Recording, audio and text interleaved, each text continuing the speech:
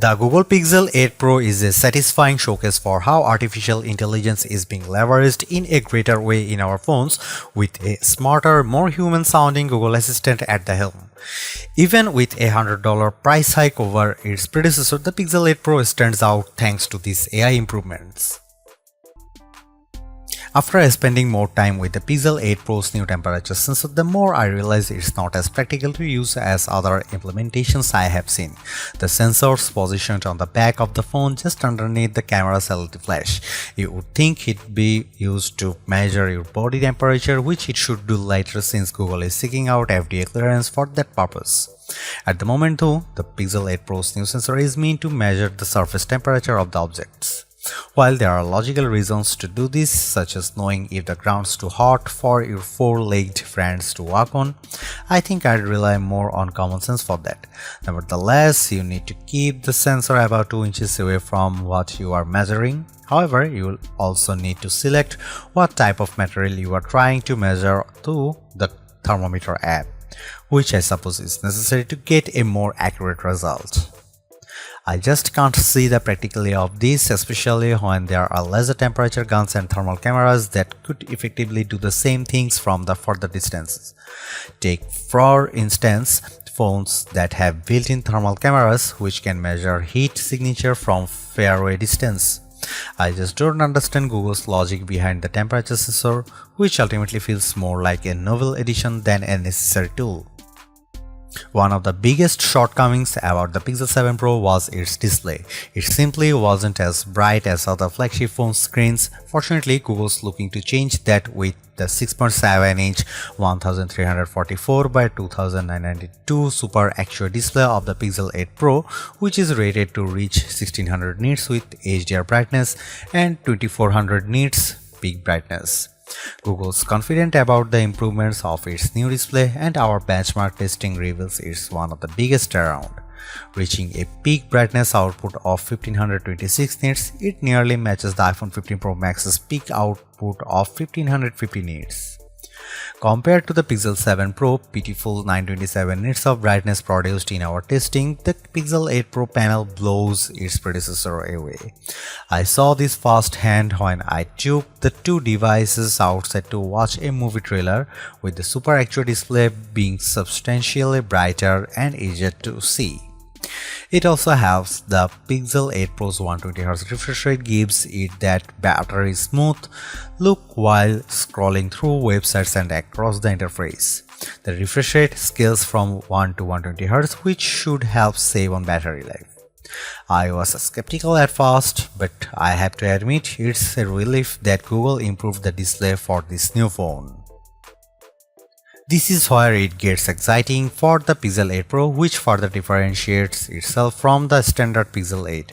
On the back, the Pro rocks a triple camera arrangement, a 50MP main camera, 48MP ultra-wide camera and a 48MP telephoto with 5x optical zoom. The biggest change here is ultra-wide camera, which jumps up to 48MP compared to the Pixel 7 Pro's 12MP shooter. That, along with its 5x zoom telephoto lens, are the two main distinctions of the Pixel 8 Pro's camera versus Pixel 8.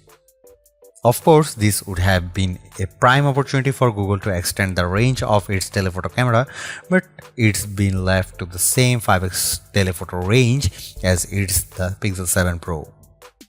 I am a little bummed by this because the iPhone 15 Pro Max made the jump to 5x zoom as well, so Google no longer holds an advantage over its rival when it comes to zooming.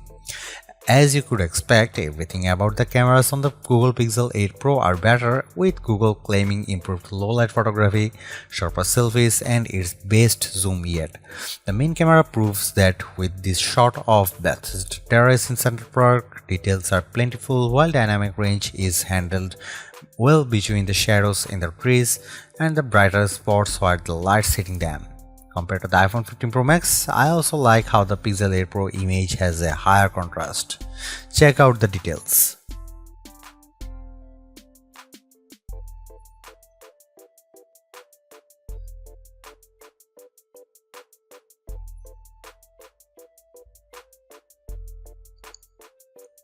Google makes it clear that the Pixel 8 Pro is aimed at pro users with its barrage of AI-assisted camera features. I have tested a bunch of them during my review, and what I am able to conclude here is that all these tools make editing your photos and videos much easier. I am a videographer and know the challenges of editing photos to remove unwanted people from my photos or trying to remove annoying background noise from a video recording. For Google to make the process simple and painless, it's like having a personal editor in my pocket. Similar to the Magic Eraser feature, Magic Editor lets you isolate a subject in a photo and move them almost anywhere in the photo seamlessly. With a few simple swipes and selections, I am able to take a photo of myself and resize it to make it seem I was closer to the camera. Everything looks seamless too, which is what makes Magic Editor incredibly powerful for those who don't have the time or patience to learn these techniques on their own. Alternatively, it's interesting to note what's happening in the background when Magic Editor is being used. That's because Google AI is being leveraged to generate what it thinks should fill in the gaps. For example, I took a picture of my cat sitting on a small ottoman and decided to move him to the nearby sofa using Magic Editor. What's interesting is how Google fills in the gap left between where my cat was sitting. The Pixel 8 Pro generates 3 different options for me to choose from, which all look seamless with its editing. However, I have found oddities in other images I have used Magic Editor on, but so far it at least manages to generate one that seamlessly works with the shot. Another Photoshop-like feature, Best Take, does exactly what it says. If you have ever tried snapping a family photo, you know how hard it is to get everyone to look at the camera properly. Now you won't have to worry because Best Take lets you choose the best faces to use in your photo, so that you can have the best result with happy faces all around. Using Google's AI, Best Take essentially looks at other photos you have captured and offers you options to choose from the selecting each face. Best Take actually works flawlessly with the Pixel 8 Pro. In fact, I didn't notice any distorting qualities whenever I swapped faces for another shot. The only issue I have with the Best Take is that you need to manually take several photos of the same group shot. I wish Best Take could generate different faces based on previously captured photos I have stored in Google Photos, or at least automatically shoot burst photos leading up to me actually pressing the shutter button to snap a photo. No longer do you need to worry about ambient noises in the videos you record because the Pixel 8 Pro can mitigate or eliminate them altogether with Audio Magic Eraser. This new video feature lets the phone analyze a video's audio to discern unwanted sounds in the background, like an alarm going off, so that it can be minimized or completely removed. The end result is a video with only the sounds you want. After trying this out on a couple of videos I shot, Audio Magic Eraser proves most effective when there's only one source of background noise. I tried removing the noise and music in the background of a video I was recording in Central Park, but I can hear how the complex sounds in the video makes it more difficult. As a result, the audio isolation tends to distort my narration in the video. I think casual user would find videos tweaked with Audio Magic Eraser acceptable, but I wouldn't use it for any professional work. Video Boost is a feature that will be coming later to the Pixel 8 Pro. It essentially lets user record raw video before uploading it to the cloud for processing. Video Boost offers enhanced color grading and helps to draw out even more details from the video. While it's nice, I am surprised that all of the processing is done in the cloud as opposed to locally with the Tensor G3 chip. Finally, Google brings proper manual controls to the Pixel 8 Pro. I have been clamoring for this for years now, and I actually like how Google makes it suitable for serious users. Now I have greater control with using the camera because I can make changes to common parameters such as the shutter speed, ISO, color temperature, and more. Small details such as focus peaking show how Google's committed to making the Pixel 8 Pro the camera for pro users. It beats having to download a third-party camera app for manual controls, but I really hope that Google can bring these manual controls to video now that photographers can enjoy them. Video recording still tops out at 4K 60fps. I was honestly expecting better given all the hoopla around the power of its Tensor G3 chip. So far, the Galaxy S23 Ultra remains one of the few flagships to offer 8K video recording. Despite this, I appreciate all the other video recording modes that the Pixel 8 Pro has to offer, like Cinematic Pan that adds more stabilization for panning movement. Check out the video sample.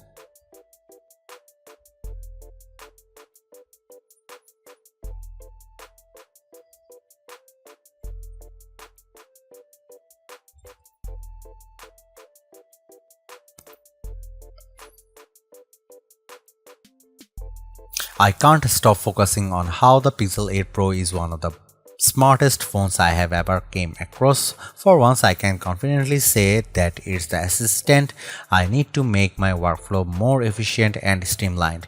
All of the AI assisted features in the Pixel 8 Pro reveal how it takes all the complications in our lives and makes them uncomplicated, like how editing photos is a clinch with Magic Editor or how call screen intelligently responds to phone calls.